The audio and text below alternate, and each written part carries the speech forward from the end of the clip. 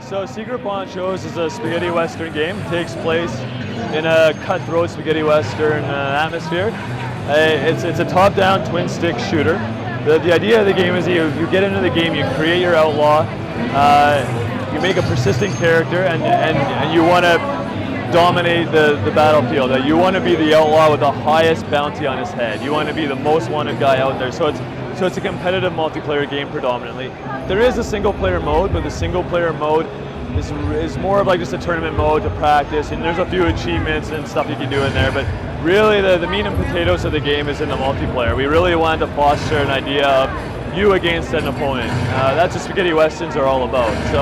So that's what we're after is a competitive multiplayer. You gotta be the lone outlaw that survives the battle. You have characters that have aspects like one guy is a fast runner, one guy is a slow guy, one guy's really tough.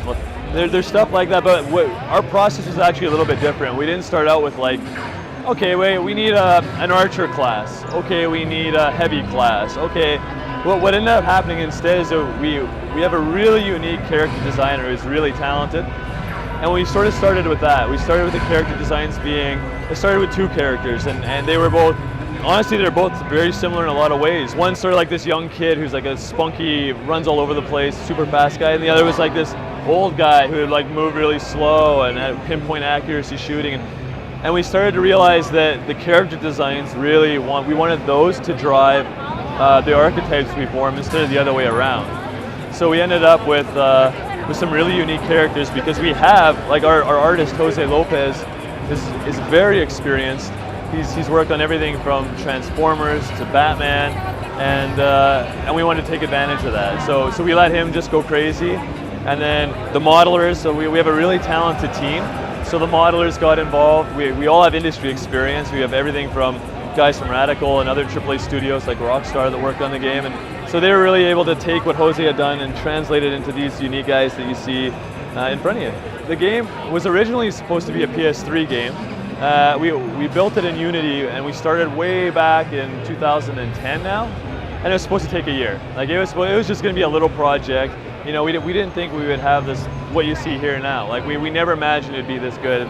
The way it started was, we actually started with the music, oddly enough, and the music was so good that then Jose, the artist, got involved, and we're all friends. Jose likes listening to music, like, this music's amazing, and so he had to step up his game.